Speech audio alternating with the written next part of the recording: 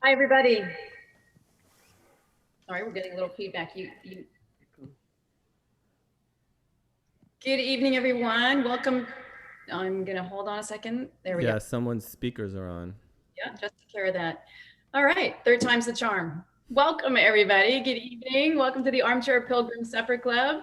As we like to call it here, it's Sha'ar. Welcome to Sha'ar. Welcome to our community, friends, old and new. We're delighted to be together tonight.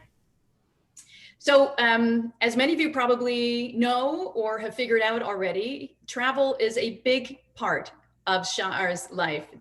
It's part of what we love to do when we run trips all over the world, including North America, every single year as our effort to create settings for experiential Jewish learning, to promote personal growth and community building by seeing the world through Jewish eyes. Not being able to run trips right now because of the pandemic has been a source of great disappointment to us, but we're using the time productively by researching and developing new itineraries, which we will have ready to go as soon as the world opens up. The world is closed to leisure travelers, and our bodies are grounded wherever it is that we may be, but our minds and our souls are free to soar as ever. And so during this time, we've imagined what virtual travel could be like for our community, which led to the creation of the Armchair Pilgrim Supper Club. My growing friendship with Rav Chaim Ovadia, a creative, courageous, masterful scholar with expertise in Mizrahi and Sephardi Jewish life, led to some of the details of our itineraries. And with the support of our Sha'ar family member, Penny Raffaeli, it all came together. Of course, our beloved Dan Nadel's musical enrichment of these virtual itineraries is the icing on the cake. And tonight he brings with him his beloved colleague, Ismail, who will meet in just a few minutes, Ismail Lumanovsky, who we're thrilled to welcome here tonight as well. So with the Armchair Pilgrim Supper Club, we get to travel to places that we might not actually ever have the chance to go, but that we realize are important for us to visit, not just new destinations, but new opportunities to bridge Sephardi, Mizrahi, and Ashkenazi worlds, which will add a critical dimension to our commitment to celebrating diversity, not just beyond the Jewish community, but deep within the Jewish community. These are new and fun opportunities to recognize the textured story of our people and to feel more at home in more and different Jewish spaces across the world.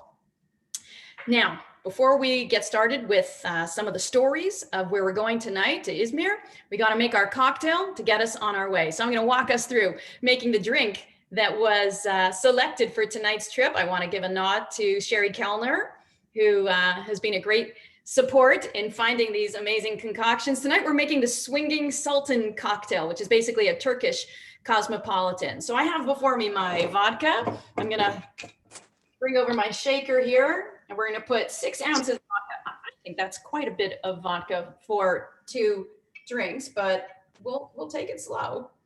All right. If you haven't done this yet tonight, come along and do it with us. After our vodka goes into our shaker, we're going to put in 3 ounces of pomegranate juice, one of the local ingredients. We're going to put in 1.5 ounces of triple sec, followed by 1.5 ounces of freshly squeezed lime juice. None of this pre-squeezed lime juice for us. And we're going to shake it up. All right. Hope I don't break anybody's eardrums by shaking on our microphone. Now, here's the trick. We're supposed to use either ouzo or sambuca or anisette as a spray, but I don't have a little spray thing. So I'm going to show you a little trick what I'm doing.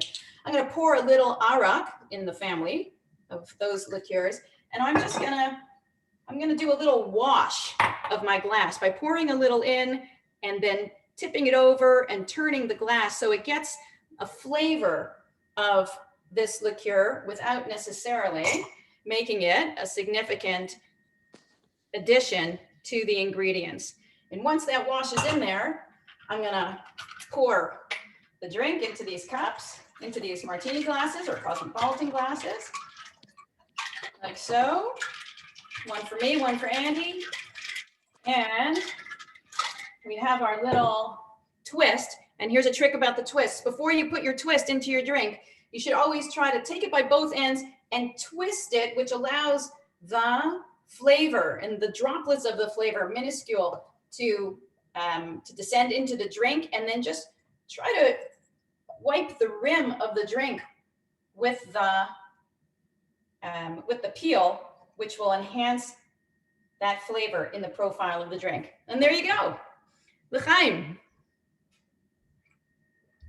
It is my great pleasure to welcome back Rav Chaim Ovadia, Dan Nadel, and Ismail Lumanovsky on this trip to Izmir, which is departing right now. Rav Chaim. Erev Tov, everyone. Oh, a little hard to hear you. Okay, let me try again. How about now? That's it. Yeah, good. Okay. Erev Tov. Good to see you all. Unlike the, I can hear myself even. Wait, 1 second. It's hard for me to hear myself. You know what? Maybe now. Since we're not playing, I could talk without the earphones. It's okay. Dan, you're good. Yeah. Okay. So. Turkey and the cities of Istanbul, Izmir, and other cities there were always very fascinating to me. But unfortunately, I was never there.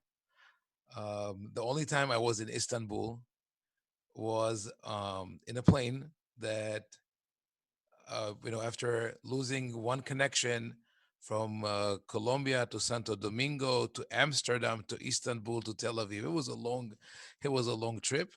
That was my visit. I hope one day when everything works fine, to go visit there. But over the years, I've worked in different communities with many congregants who were either born in Turkey or came from Turkish origin. I worked with many colleagues, musicians, clergymen, Jewish, non-Jewish, and read a lot about this amazing country and the Ottoman Empire and the long history of Jews within within the country. So I'm going to bring a little bit of what I know from history and from also rabbinic literature to illustrate a little bit of the Jewish life of in Turkey, in Izmir, in Istanbul.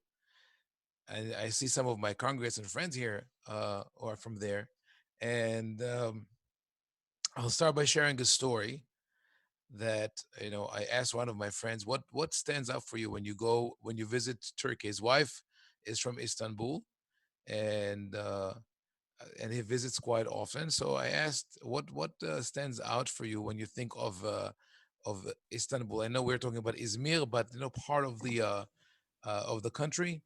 And he said Ready to that, connect another device. okay, um,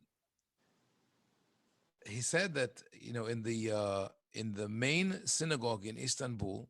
Ready to connect another device. Sorry, I'm just going to interrupt for a moment. Anybody other than Rav Chaim who isn't muted yet, please make sure that you do so we can hear clearly. Thank you. Yeah. Thank you. So the uh, the the teva where the Hazan stands in the main synagogue in Istanbul is shaped like a ship, and the reason it is shaped like a ship, and that when the Hazan stands there, he stands at the bow of the ship, is to commemorate the ships that the Sultan sent to pick up the exiles from Spain. Actually, not only welcome them into the country, but sent ships to pick them up and bring them to the Ottoman Empire, to Istanbul, and to resettle them there. And they were so grateful for that that they commemorated it in the Teva. So imagine that you stand in this is the Exodus, sort of. You stand on the Teva as the Hazan, and you see it there, and you feel that history on your shoulders. Unfortunately, now the country is not so welcoming to Jews because of different political and religious upheavals that went there. But up until not too recently, the Ottoman Empire was the place where the majority of Sephardic Jewry lived, and not only Sephardic Jewry. Remember last time that when we spoke about Baghdad, right? So when my grandparents were born in Baghdad, it was still part of the Ottoman Empire. When my parents were born there, it already belonged to the British Empire. It's interesting, how empires take, control over different parts of the world. But Baghdad and what we call today Syria, Lebanon, all these countries were for a very long time part of the Ottoman Empire, which is a very uh, colorful, diverse culture. I think a lot of myths surround it, and for a lot of people, sort of not they're not totally clear on what was the culture of the Ottoman Empire and how rich and diverse it was. We hear half truths or half stories.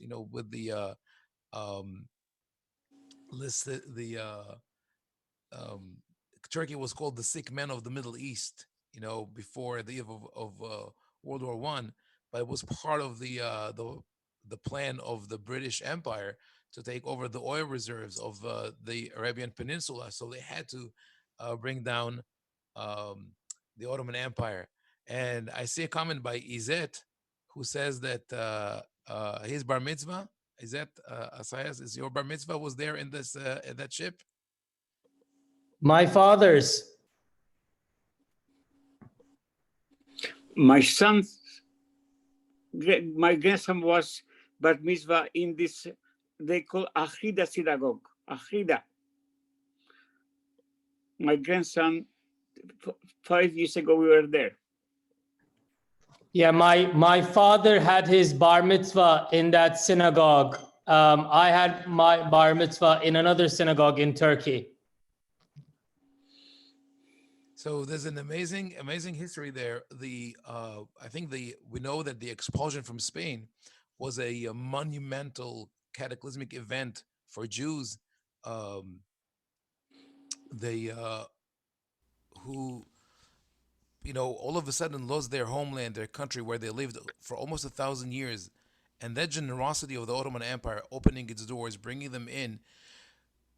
They were not the first Jews there.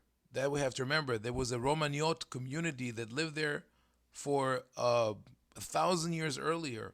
They spoke Greek during the time of the Byzantine Empire, and they spoke the different language of the local different nations that were there. But there was always a very lively and vibrant presence there that was enriched by the arrival of the Jews from Spain and Portugal, which of course they maintained their identity. They call themselves La Nación, as Jews of Spain and Portugal. But that richness that was in the Jewish community was amazing. Of communities from all over, you would go, and Izmir also. I'm looking through. I went through rabbinic literature, and there are so many books where the author says, here in our city, Izmir, families like Palachi, Al-Ghazi, Arditi, Escapa, Behal, all these families are residents of those cities in Smyrna. And they say, in our city we do this, in our city we do that. They felt very, and always after the name of the city, Izmir, you will find the letters Yud Ain Aleph, Yagen Alea Elohim. May God guard and protect our city. And they speak about Kehilat Kodesh, Portugal. There's the Portuguese synagogue, the Spanish synagogue, the Aragon, the Navarra, all the cities from Spain. Each one of them came and settled in and had their place there. So I think this is a good time for us to segue maybe into a little music, or if people have questions or comments. Dini? Dan, do you want to say a few words? Sure. Dini, just making sure you're going to spotlight us, right? Be easier for us to see each other. Yes. So good evening, and so we're here with Rabbi Chaim and Master Ismail Lomanovsky on clarinet, and we're going to talk a lot more later. And we'll start with a song that's going to be familiar to many people, and I think we'll talk some more about it later. Great, so you're spotlighting Chaim and I and Ismail, right? So we'll share the screen, the three of us. Beautiful.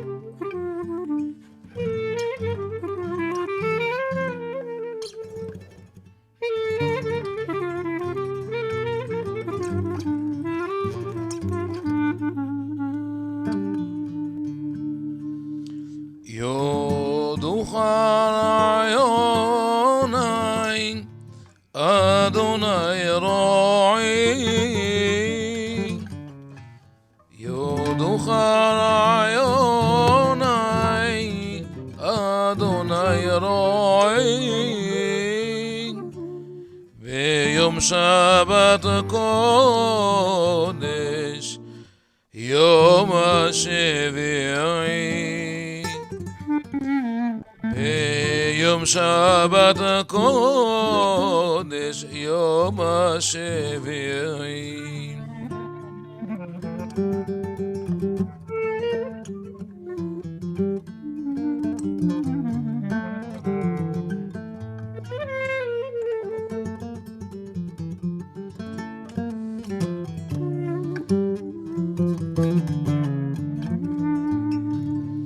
יום אשר כילית בו כל מלאכתך,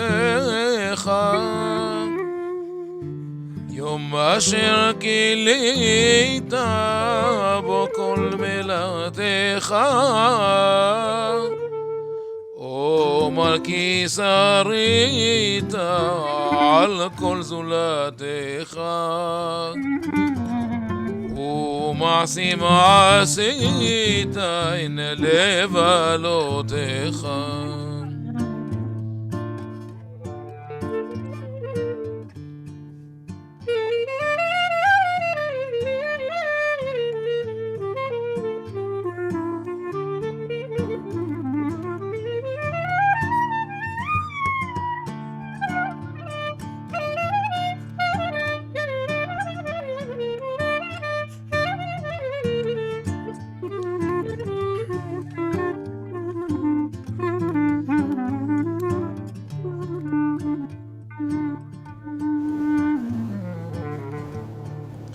יום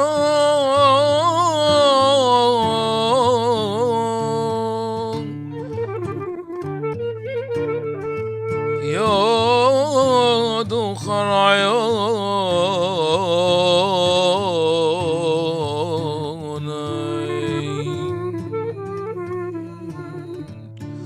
ידוחר עיוני,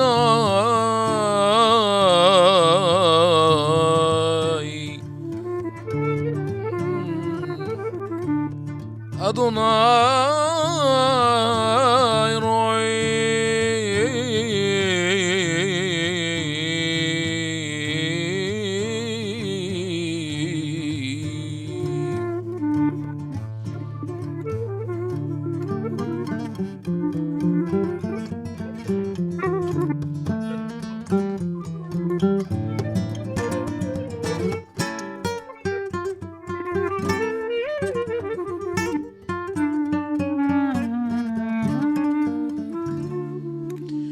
שביעי בחרת מכל המניינים,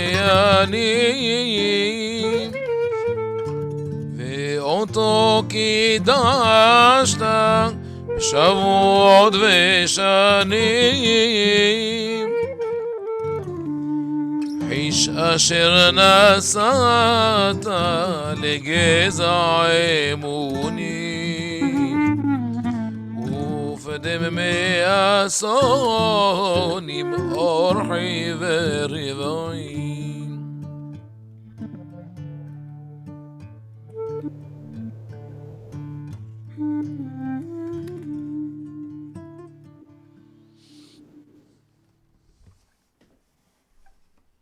That was beautiful. Can you tell us a little bit about this tune, where it comes from and what you set it to?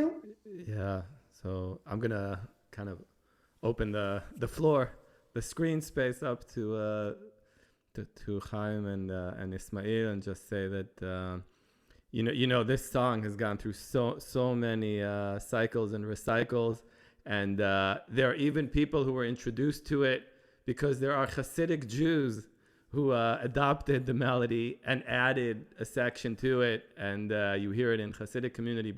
But its origins, I believe, are in the Middle East and the Ottoman Empire specifically, and then Jews adapted the melody and used liturgical texts, kind of superimposed them on top of them. So I'm sure Rabbi Chaim will talk a bit about that. Maybe say something about the text, and then we can open it up. We'll ask Ismail some questions about the music itself. Okay, the text. We keep going back to Rabbi Israel Najara. Your microphone's a little soft again. Okay. I don't know what happens. I think it got the Turkish music. There you go. And it, you know. It feels like it was steeped in baklava and stuff like that.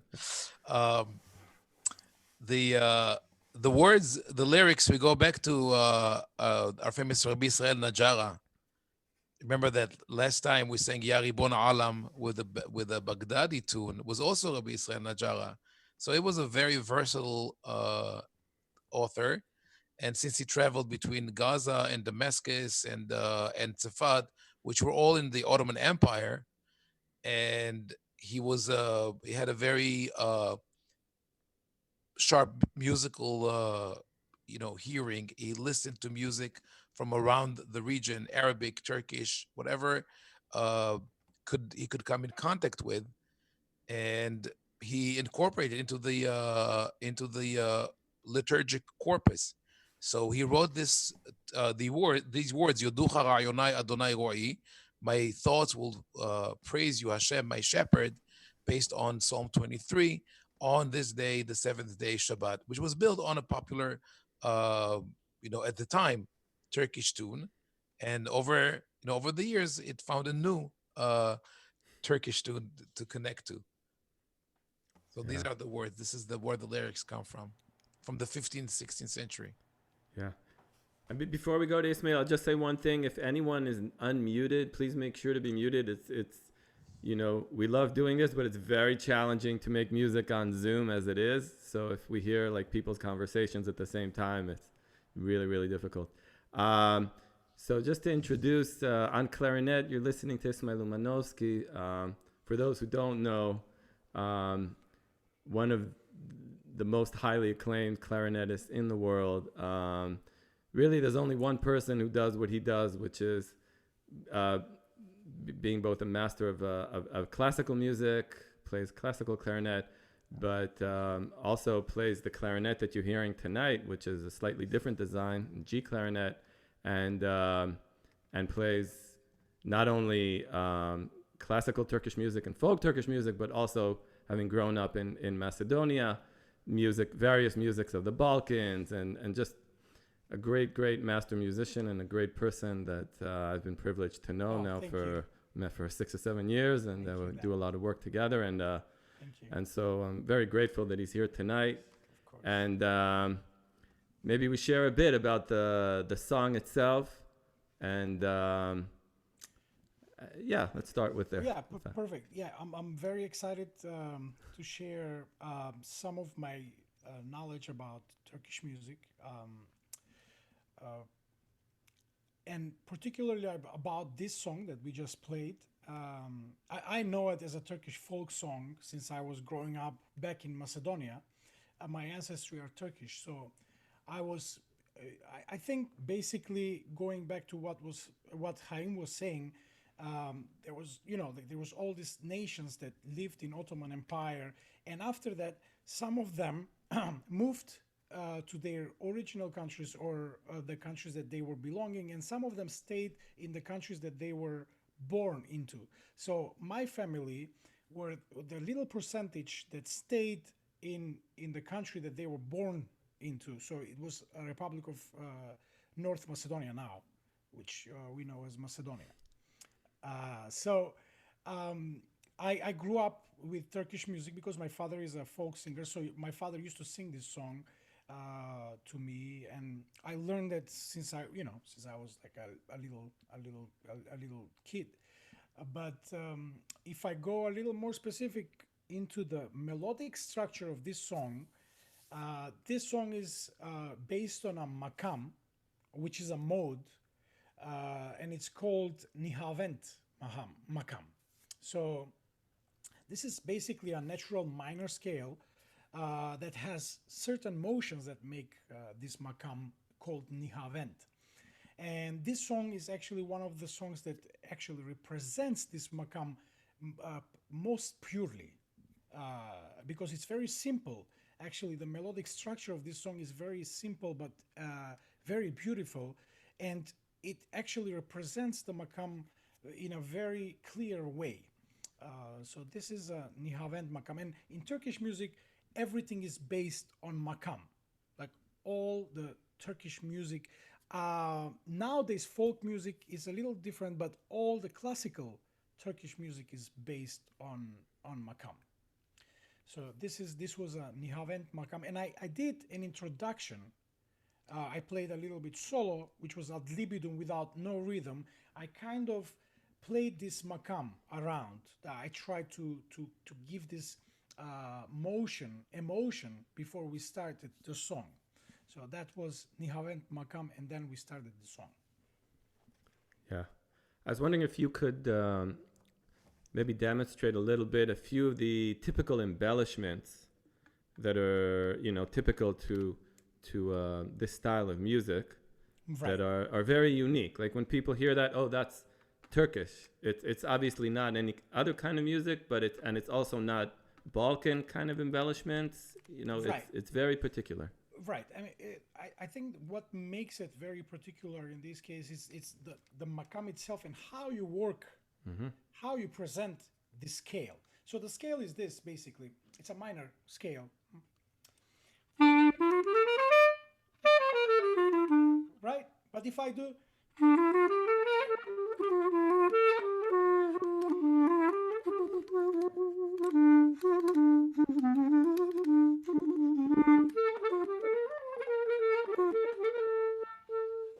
then it becomes very Turkish.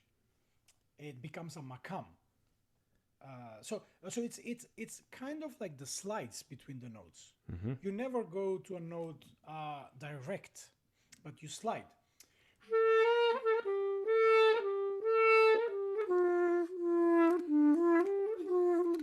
And then you have these little embellishments like then you accent this like you're kind of you have a pain and you accent this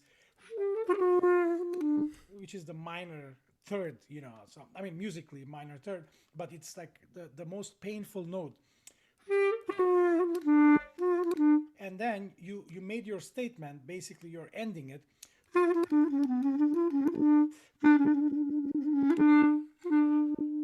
So I ended my statement, but I can end it for 1 minute. So there are many ways to end it. It's kind of like improvisatory. You have a lot of space, to do anything you want, but the motion is this. Yeah. And growing up, did you spend time in Turkey, or were you always learning this music remotely? Well, to tell you the truth, the real Turkish music, I never got really into it since I came to the States, which is very interesting. I came to the States when I was 17 for high school, but then I met this amazing kanun player who had an enormous knowledge about Turkish music. And he was trained in the university, so he knew a lot about the motions and stuff like that. So spending a lot of time, and I play with him for like 18 years, spending a lot of time with him, I've really internalized what actually Turkish music mean. But in Macedonia, I was playing it, but it wasn't I don't think it was the exact right way. I mean, of course, this comes with maturity, of course. Like you have to be really mature in order to really nail the way the makam needs to be played. But I think this kanun player, my friend, has helped me a lot to understand. And because I have been playing with him for so many years, I think I'm internalizing it. Ismail, what kind of instrument did you say that was that he played? Kanun. What is that? Which is it's a string instrument. It has 72 strings. It's played on a lab. It's like sitar, basically. But It's like a zither, I think. it's like a zitar. Yes, it's like a zither. Yes, it's played on the. It actually, it's like playing the piano inside. Directly on the strings. You know how there are strings inside the piano? I don't know if you have seen. So it's basically playing the piano inside, but you have all these different, you have these plaques that you can change the intonation on every note. So you change all the time, and that's what makes it makamic. That's what, these microtones, that's where they come from. And kanun means actually the low. And that's the low of the instruments. Like the piano is in the Western music, the kanun is the low in the Middle Eastern music because it has the microtones exactly where they need to be. So it sounds the purest, and it gets it right where it needs to be. As opposed to the clarinet, I don't have keys for that. Like my keys are Western keys, so I have chromatic scale. I have like I have 12 notes in one scale, but he has way more than I do. Right. He has 6 microtones between each. It could go up Semitone, to right? nine Up to nine. microtones in one whole step. Right. So that's where it is, and they're very specific. So what I do is I have to do a lot of work with my fingers and my embouchure to get that right, to get it close to him. Yeah. Thank you, Ismail. So I think we'll go on, Rabbi Chaim, with some more discussion, and then we'll come back to the music. You know, my oldest son plays clarinet and kanun. Oh wow, that's amazing. That's a good combination. It's a good combination. Yeah. He started with clarinet. My wife is a piano teacher, and everybody's musical. Started with clarinet, and he went into saxophone, and then he wanted to pick up the oud and the kanun. It's a beautiful, beautiful instrument. If you never heard kanun, you know, go online and Google some, nice, music. It's like, I would say it's like a horizontal harp. That's right. That's exactly It right. just has, for each string, there are bridges that the player changes while playing. So you really have to be very nimble while you play. One of the greatest player, Abraham Salman, was blind, and he was one of the masters. And I wanted to Chaim, it's hard to hear you. Oh, how do you hear me? No, it's the same thing with the mic. No, we can't hear you at all. It's a plot. Where's the mic guy? Can you hear me now? Better? Yeah. Yes. Okay. I don't know what happens with the cables. So I wanted to add, when you were speaking about the makams and the Turkish music, I think I mentioned last time when we spoke about Baghdad how the Turkish music influenced the whole area. Dan, did we speak about Yer Adli Bir last time? I forgot. Yeah. Oh no. I think we did the song. We did it right. So that was like one example. But when I'm thinking about and I said the comments from Izet, about the beautiful music, it really influenced deeply our liturgic traditions. So there are some traditions in the Babylonian and Syrian music that go really way back, but then there are new traditions that were influenced, not new, relatively 500 years, right? That were influenced by the Turkish music. For example, if I could give you an example of a prayer that we do in the high holidays, that is with the Turkish makam of Husseini, that we take verses from Tehillim. Tavo lefanecha enkat asir kegodel zeruacha hoter bene temuta. The words are, may the outcry of the prisoners come up to you. We are oppressed in exile, and you will set us free. But when you combine it with this soulful music of the with that makam, it becomes very powerful. It goes like this. תבוא לפניך אנקת אסיר כגודל זרועך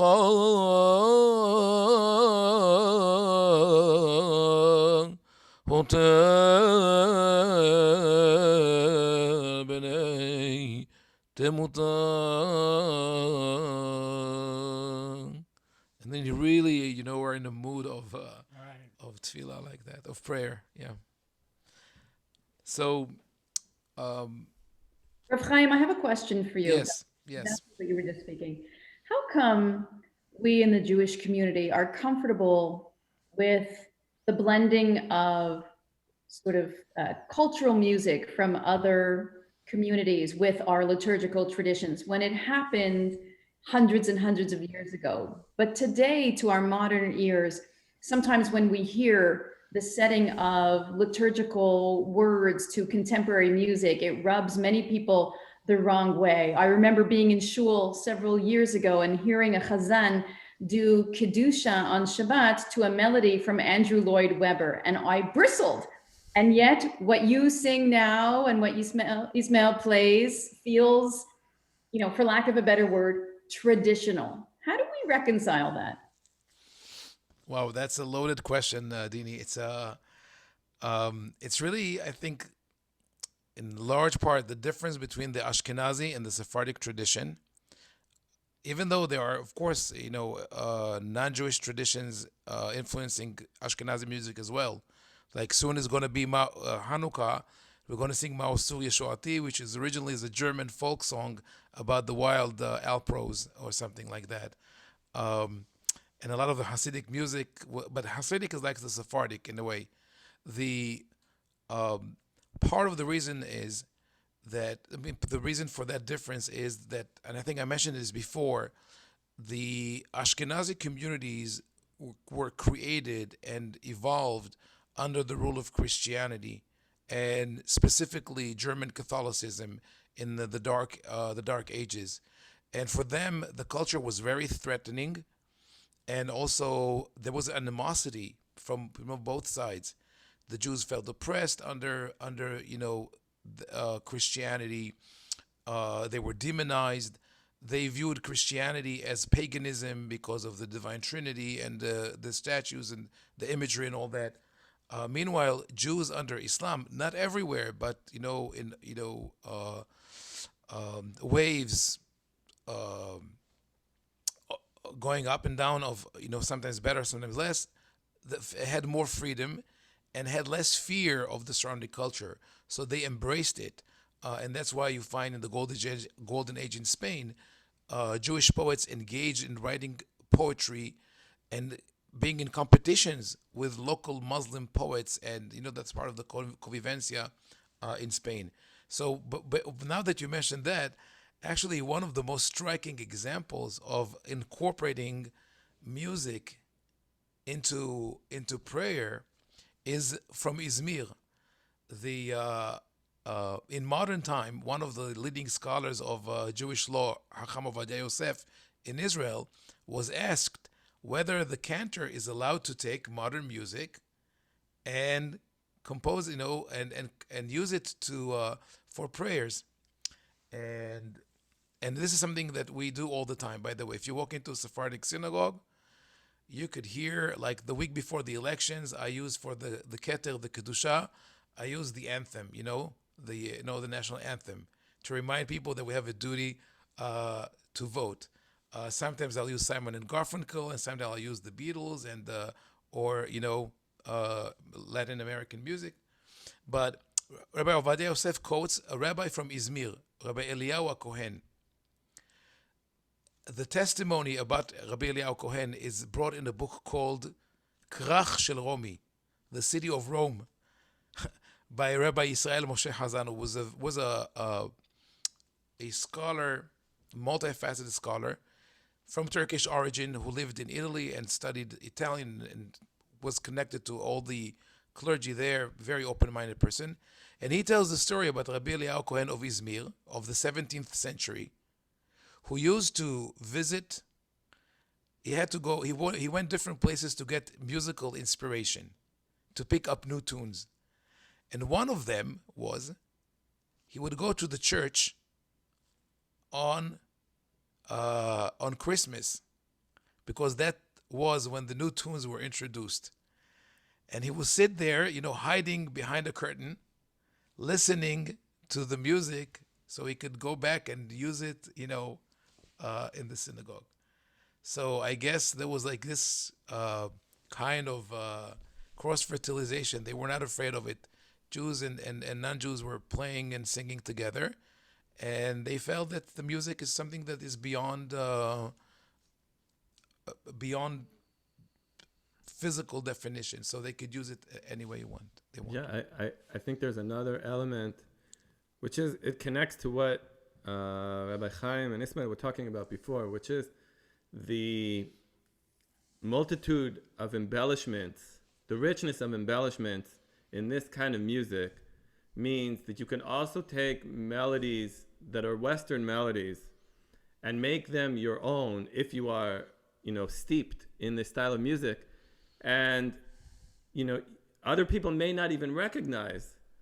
Chaim told me that he took melodies like from Queen, right? He saw the movie about Freddie Mercury, and then he would use Queen melodies in the prayer service. Yeah, I did that. You want to hear it? Sure. It goes like this. כתר ייתנו לך אדוני אלוהינו מלאכים המונה מעליים עמך ישראל קבוצי מטה. So, Dini, did that disturb you? Well, if Rav Chaim does it, of course. There you go. So I think it's a matter of being able to make it your own. I think that's the interesting facet here. Like, can you take it? Because if you just take what it is, then it's imitation, and it's by default a degradation of it, and it's disturbing. But if you take something and make it your own, then it's paying homage to something, but it's also bringing yourself into it. And I think that, just intuitively feels good to us. Mm-hmm. I think that's the key. Rav Chaim, there are a number of people with us tonight who come from Turkey.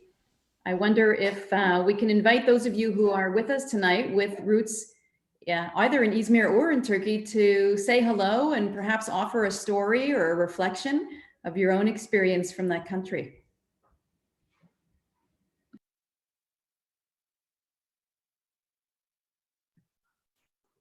Hello. Hi, Izet. Hi, Emma. Hello, how is everybody? Baruch Hashem, we are great, thankful.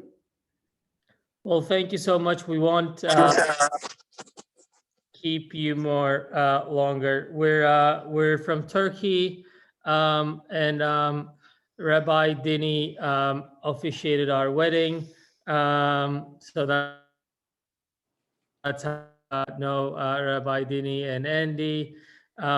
We are super excited and truly blessed to be here in the Zoom. The tune you played, Haim, then, and Ismail, took us back to many, many years. It's a tune that we have grown, we've known since our childhood. And actually, Emma's mom is from Britain, and when she moved to Turkey, that was the first tune she learned.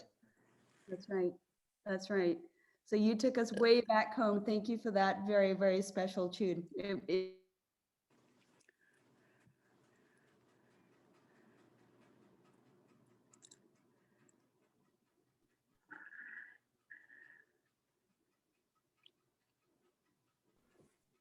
Izet, or Emma, anything from your experience growing up in Turkey that you would want to share in terms of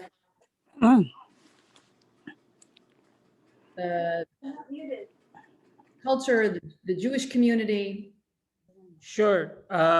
Yes, we were a very, and still are, a tight-knit, small community.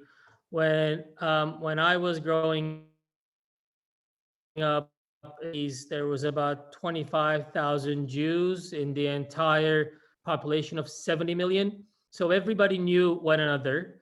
So it was, in that sense, a very true community, and it was very warm. The synagogues, and interestingly enough, both the synagogues as well as the Jewish youth centers were the how do you say it? Were the center of the Jewish life. It wasn't only the synagogue. So there was from a very the cultural religious standpoint of the synagogue, but we also had many vibrant Jewish youth clubs where the history of Judaism or the culture and Zionism was also fostered and thought. So it was, still is, unfortunately, numbers have dwindled significantly. Now it's about 15,000 people versus 25,000 people. So it decrees a lot of mass migration to the States, to Israel, to UK mainly.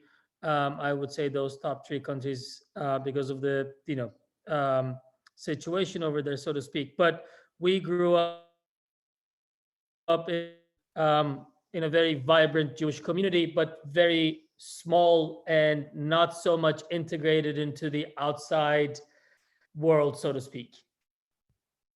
Is that fair? Yes, and we still have very close connections to the Jewish community in Istanbul and in Izmir today. We have many family members, many friends who are spread across both cities.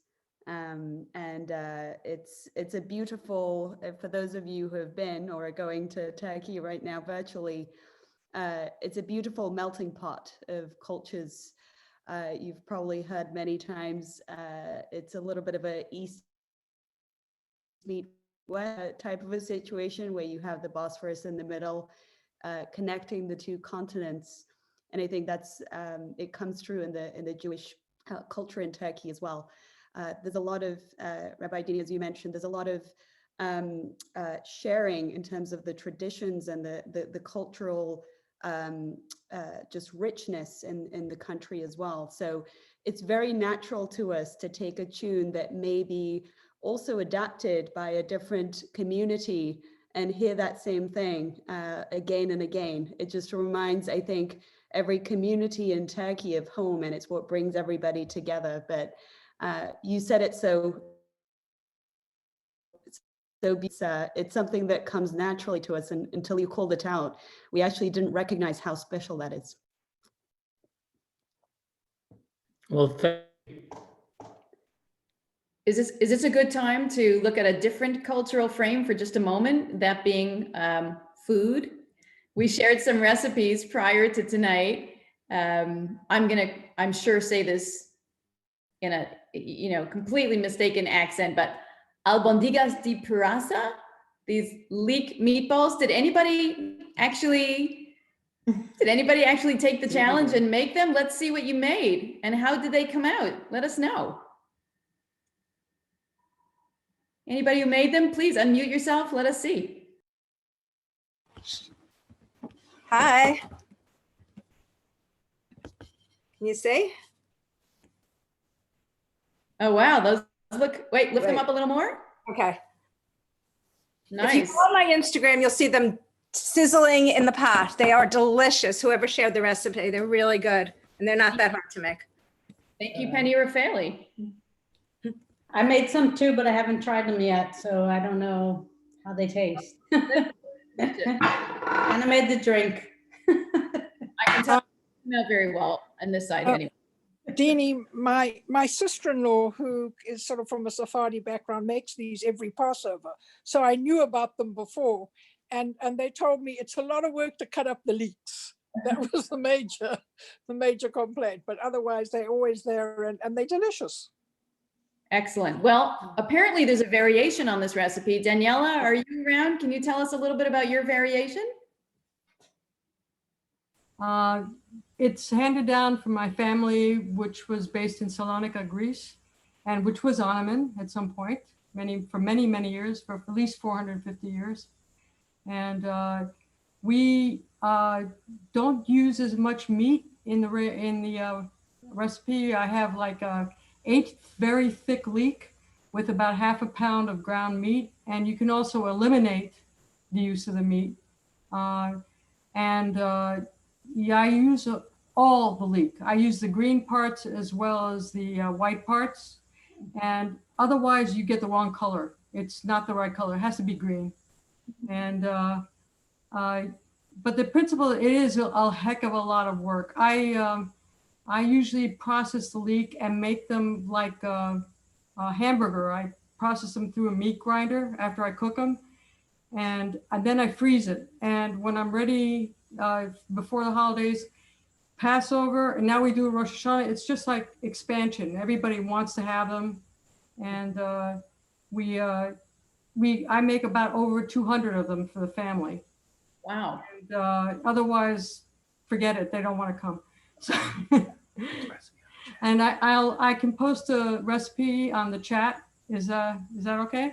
And what I do is I process the leek, freeze them, and before the holidays, I thaw it all out and combine it with whatever I'm going to combine it, and whip them up, and then I actually freeze them again before using them.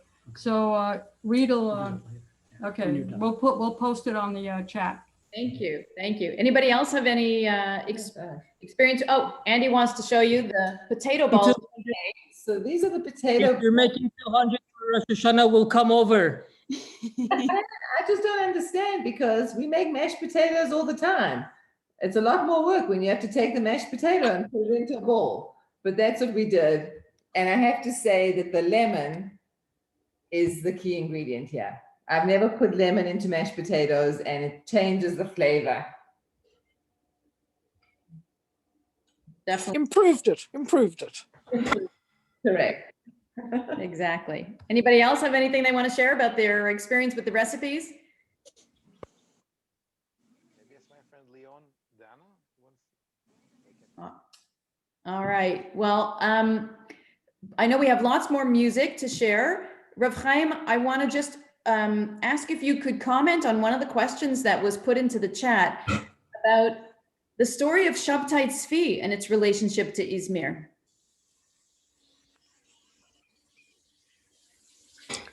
We lost Reb Chaim. Did we lose Rav Chaim?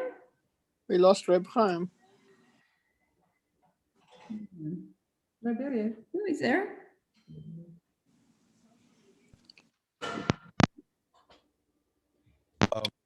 Rav Chaim, can you hear me? We can't hear you, but we hear someone else's dishes clanging. Nope, we don't hear you at all.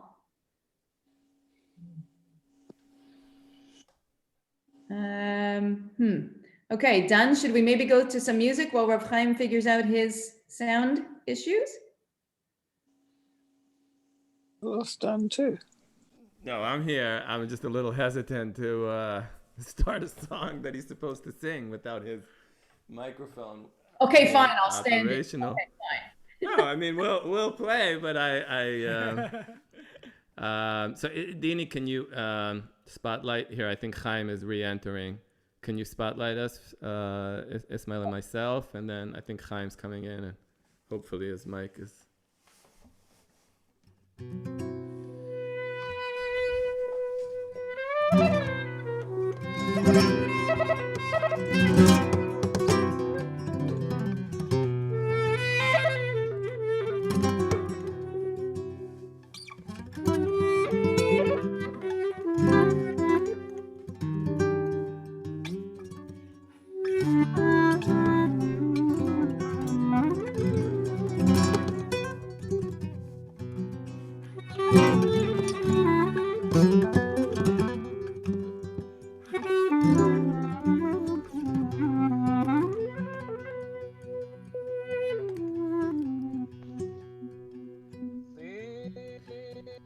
Chaim, it's the same thing with the cable. Can you? Let me try again. Okay. See. Yeah. See. Wait, make sure you're on original sound. Chaim. La marera de leche Los barquitos de canela yo me mancharía entera por salvarla mi bandera.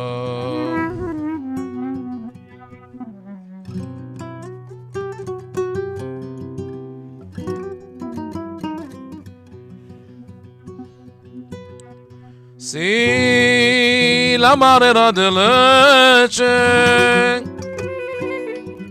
yo maría un pescador pescaría la mi dolores con palabricas de amor.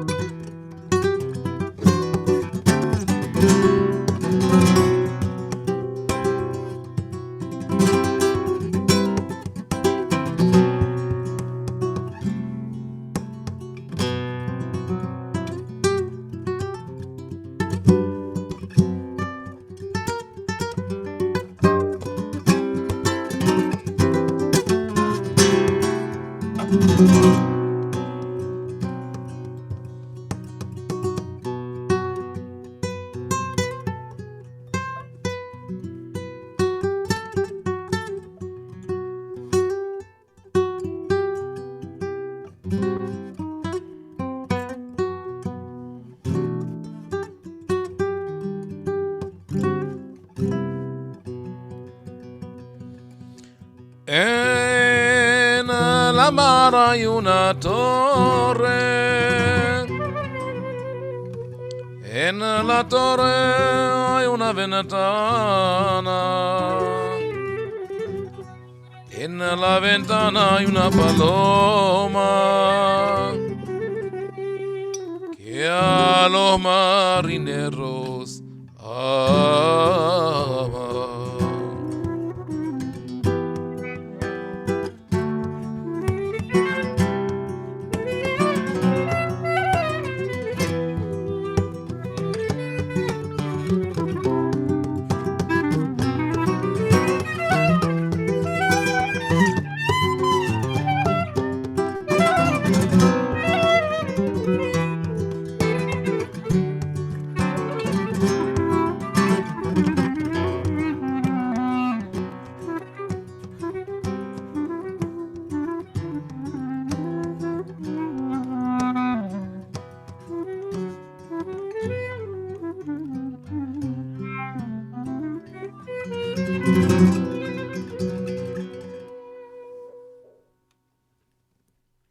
Wow. Beautiful. Can you tell us about that? It's a Ladino love song. That's what I know. Yeah. Let's talk about the words. The words are. Yeah. The words are, you know, are a love song between a sailor and a mysterious siren. And it's like, si la mar era de leche, los barquitos de canela. If the seas were made of the sea was made of milk and the boats of cinnamon, yo me mancharía entera por salvar mi bandera. I'll drench myself entirely to save my flag. And then says, si la mar era de leche, yo maría un pescador. If the sea was made of milk, I would marry, or I would become, right? I would become a fisherman, María. Pescaría las mis dolores con palabricas de amor. I'd fish for my pain with little words of love. So, you know, it's a love song inspired by being surrounded by the ocean around you, by seas, by, you know, sailors going down up at the Dardanelles, the Bosphorus, I guess, in the Iberian Peninsula. There are many, many songs in Ladino that were that traveled between Jews and non-Jews. They get different variations and reincarnations, and all over the Balkans. Yeah. Right, Dan? Not only the Balkans, like I actually played this song a few times with a singer from Granada who's not Jewish and grew up with these songs. You know, they were like folk songs in the town. Mm-hmm. So some, you know, there's more modern Ladino music, which developed much after the expulsion from Spain. But then there is early Ladino music. This probably some of it that then started in Spain and traveled, you know, and when Jews went to the Balkans and to the Ottoman Empire, it went with them. I like this one especially. It's beautiful. When Rabbi Chaim suggested doing it, I said, yeah, let's do it. And it's, yeah. And it's one of the few Latinos, you know, a lot of Ladino, this is music that reflects a certain period in European music. Has some Renaissance influences in there and stuff. And this particular song does have some elements that resemble flamenco, which is why we took it a little bit in that direction, which developed later in Spain. So yeah, that's La Serena. We'd love to open up and give people a chance to ask some questions that you may have of either Dan or Ismail or Rav Chaim. Rav Chaim, one question came in earlier, which was about the connection between the story of Shabtai Tzvi, the false Mashiach, and Izmir. Can you speak to that? Yeah, I just lost the audio. Who knows? Maybe it was a divine force. We're not supposed to speak about the false Messiah. Yeah. Actually, my great grandfather was a Kabbalist. Was immersed in the story of Shabtai Tzvi. It really concerned him. He felt bad for Shabtai Tzvi, whose soul was lost. But you know, so much was written about. I have a shelf about Shabtaut, and it's just a fraction of the literature that was written about it. The interesting thing, I guess, about Shabbatai Tzvi is that, first of all, he had an agent named Natan of Gaza, Natan Azati, who saw the potential of Shabbatai as a charismatic leader, and it would not have happened without the expulsion from Spain. The Jewish world was in a crisis. I mean, physically, they were able to relocate and resettle in the Netherlands, in the Ottoman Empire, in other parts. But a lot of them felt that this is the time for Geulah, for redemption. They just waited. They were ready. The atmosphere, everything was ripe, just ready for this to happen. So when he came and said that he is the Messiah, everybody followed him, and great rabbis all over the Middle East and even in Europe, Rabbi Yonatan Eibeshitz, that was one of the greatest scholars in Germany. He was the rabbi of the Altona, Habsburg, and Wenzberg community in Germany. Was accused for many, many years of being a follower of Shabbatai Tzvi. Then they cleared his name. Scholars today say no, he was and he died as a follower of Shabbatai Tzvi.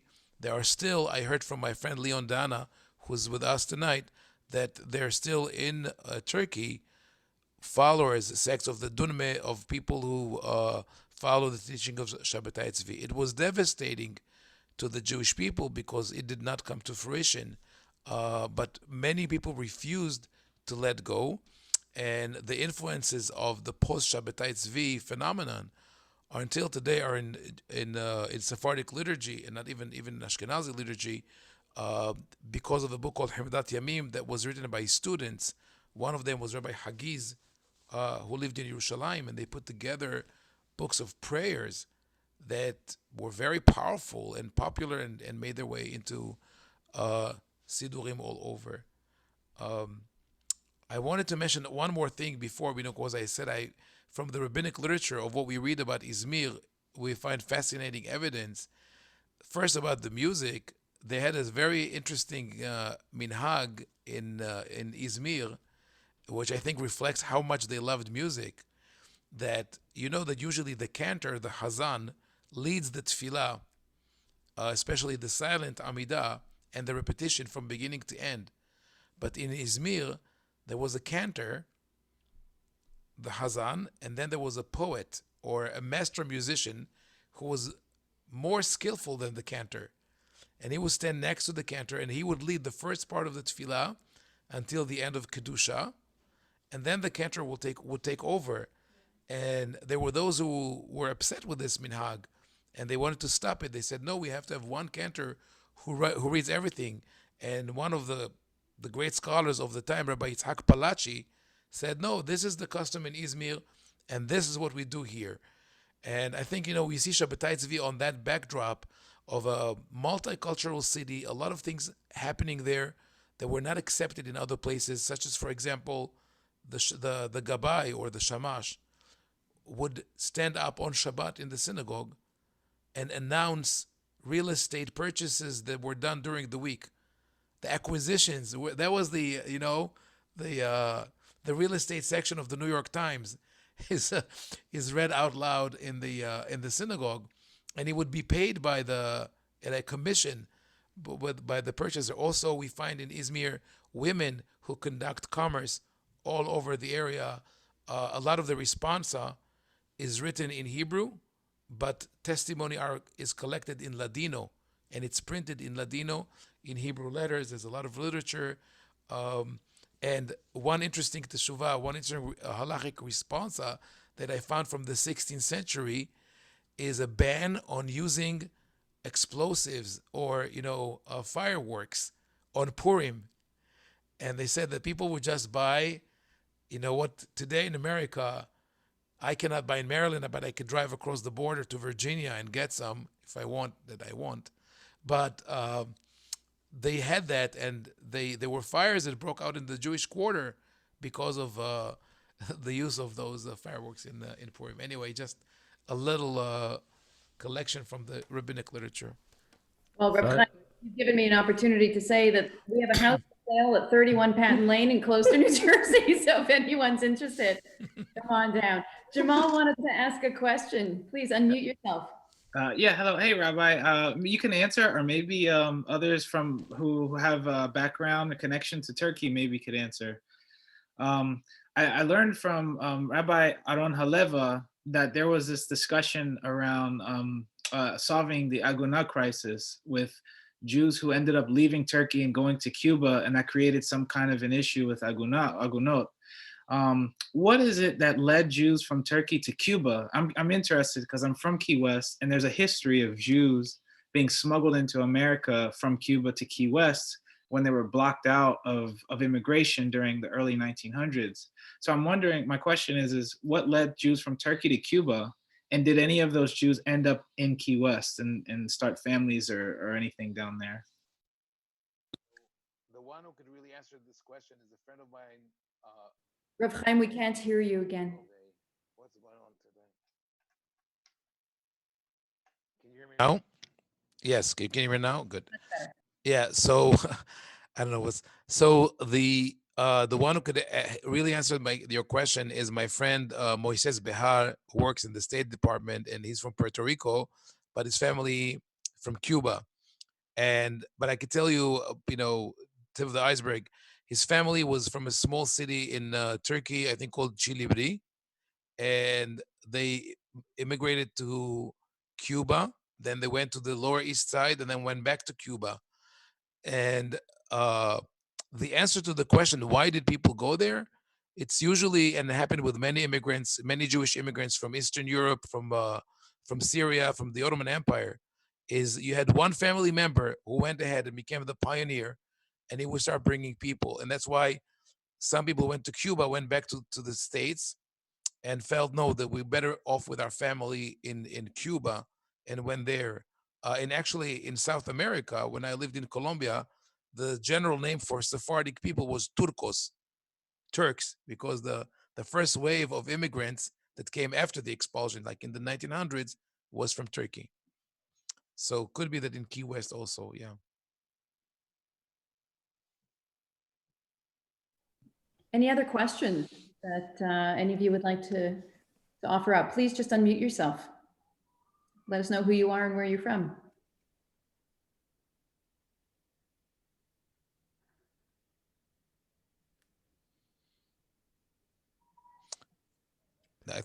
Dan, you have another? Yeah, I was gonna, before we play our last song, maybe if there aren't questions, Ismail's wife, Gulcin, is from Izmir, actually.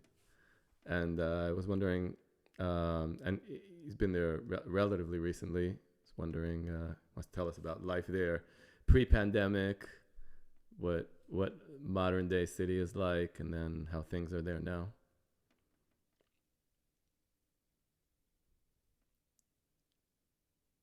You're muted, Ismail. Sorry. Yes. So can you hear me now? Yep. Oh, perfect. So Izmir is, I mean, in my opinion, one of the,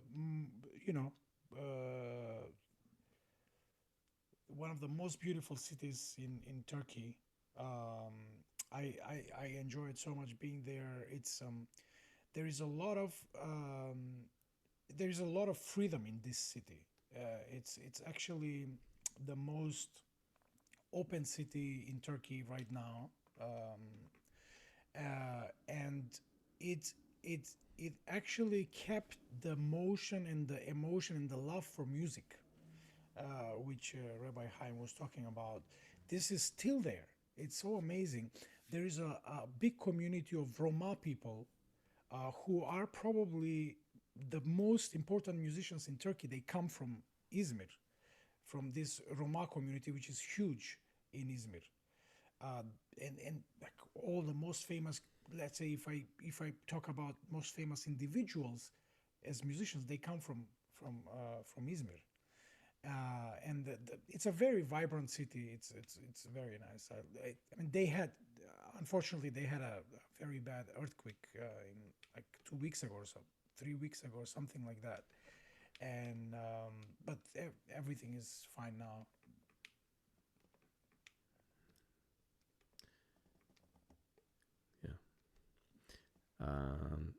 Dini, are there more questions, or we can do our? Does anybody else want to ask any questions or offer any comments? I have a question for Ismail. How did you find yourself into the instrument that you're playing right now? Well, all of my family, they're all musicians. So basically, my father had a band, and then the only instrument that they were missing was the clarinet. So that's how I started playing the clarinet. He said, "Play the clarinet," and I was like, "Okay," I could play anything. So I just focused on the clarinet more because my father needed a clarinet in the band, and then I left. I just want to say that this is maybe 6-7 years ago. I had a band with a very good friend of Ismail, who was also from Macedonia, and also a clarinet player. And we were playing a show, like a gig. It was at a Balkan restaurant in Midtown, and this was a late night hang. And suddenly I hear an accordion, and this like crazy accordion playing. It's like very virtuosic. And I look over, and it's Ismail playing the accordion. Well, I and started it was with this accordion. Right. And well, I didn't know. And it was this dusty accordion that was on the shelf there in the restaurant. And he picked it up. And so he's jamming with us about 20 minutes. And then I see his hands, like he's just holding his hands because he's playing the way he used to play, which is all these fast lines. And then his hands were getting tight because he was out of practice on the instrument. That's right. But that was very impressive. Like I never quite heard that kind of accordion playing in New York. So that was very cool. I wanted to add one last thing before you play, because you were talking about food. There's a good reason why you hear this combination Turkish delight.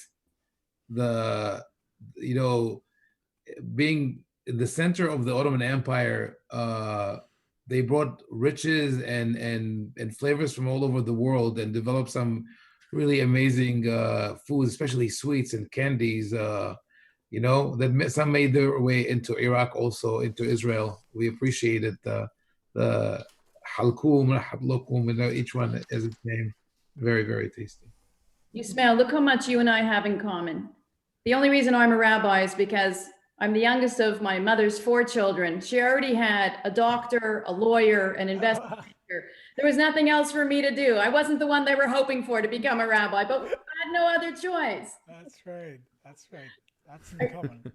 I want to, before we bring our program to a close with some more music, I want to just again share how grateful we are that everyone's joined us tonight for this very special program. There are some new faces, some faces who we're more familiar with. It's wonderful to keep building community together. I hope that you'll keep joining us at Sha'ar for the many innovative and creative opportunities for Jewish community building and identity building that we're creating together. And Rav Chaim, I'm so grateful for our friendship and for our partnership.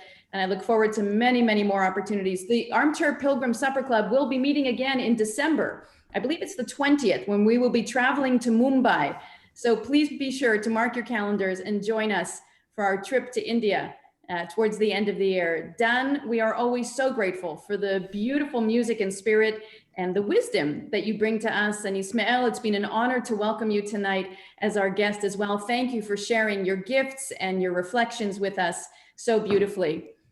This coming Monday night on Ground Waves, which features Dan again together with me, we'll be welcoming as our guest in our program of beautiful music and deep Torah, a woman by the name of Julia Garrow, who is the executive director and the founder of the Cheyenne River Youth Project. We'll be talking with her about the relationships that can be built between the First Nations communities and the Jewish communities, and in particular about how we can bring more awareness and humility and mindfulness to our Thanksgiving observances, given the very complex and dark and painful history to this holiday. In the coming weeks, Ground Waves will be welcoming the author Anita Diamond. We'll be welcoming the chief violist of the Israel Philharmonic, Miriam Hartman. We'll be welcoming the author Nessa Rappaport and many, many other wonderful guests, including the leader of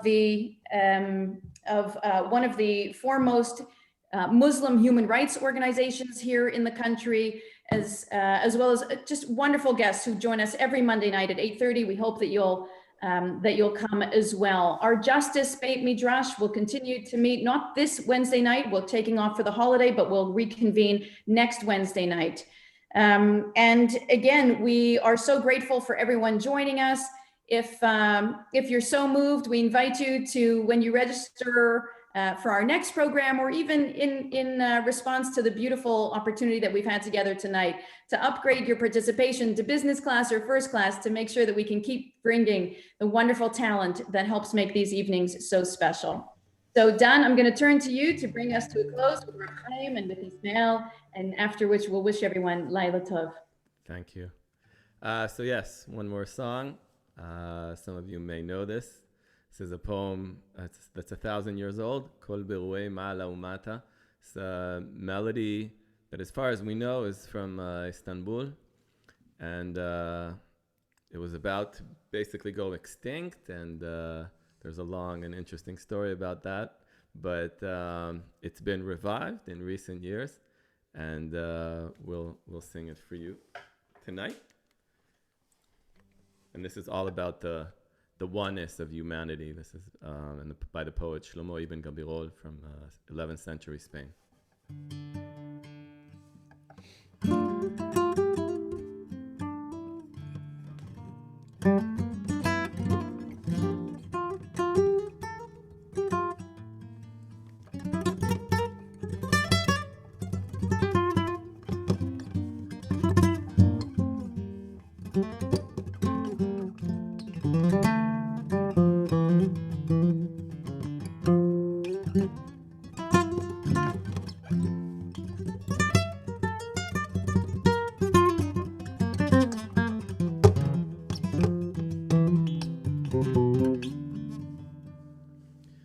כל ברואי מעלה ומטה יעידון יגידון כולם כאחד אדוני אחד ושמו אחד יעידון יגידון כולם כאחד אדוני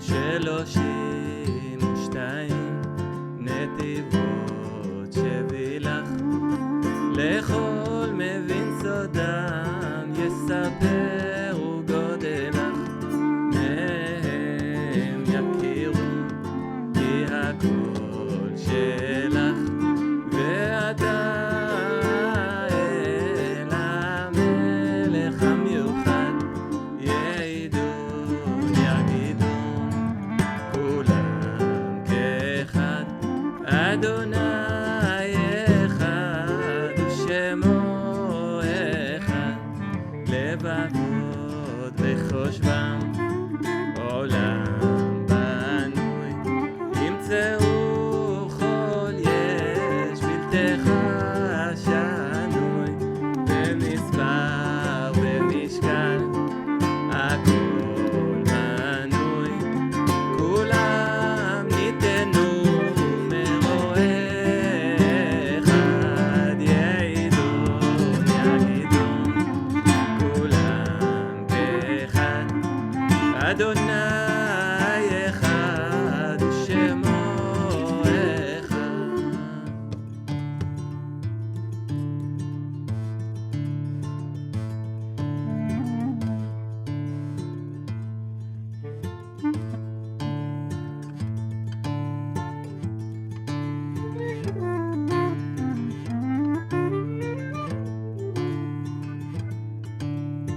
חיים, אתה רוצה לעשות מעוול?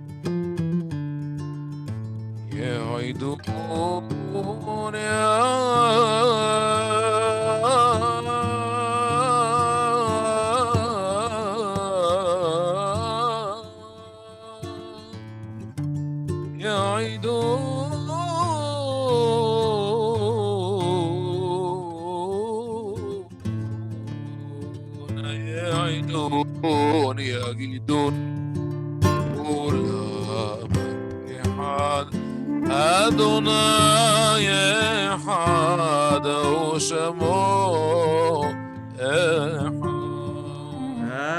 הכל ממך נזבט זבות אתה תעמוד והם יעבדו עבוד לכן כל יצור לך ייתן כבוד כי מראש ועצור הלא אף אחד دون يجدون كلام إحد أدوناي إحد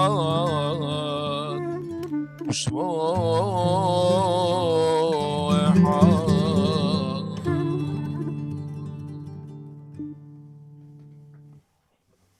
Laila Tov, everyone. Thank you so much, Dan, Ismail, Rav Chaim. Stay safe, stay healthy, everybody. Laila Tov. Laila Tov, Laila Tov, thank you. Laila Tov. Beautiful Thank you. evening. You can. Everything's gonna be fine. Trust me. Penny. Where's Alex? He's talking to the police. He's all right. Everyone's all right. Ready for Mumbai. Want you to probably won the lottery. Yeah, I've got some stuff to send you already. Wonderful. This was outstanding. Thank you, everybody. Don, the music is Don still here? I don't think he's still here. Oh, and so amazing. Yeah, lots of fun. Lots of fun. People from all over the world. People from all over the world, Incredible. exactly. Yeah, really incredible. Beautiful. Laila Tov, everyone. Good night. Laila Tov. Joining. Again soon.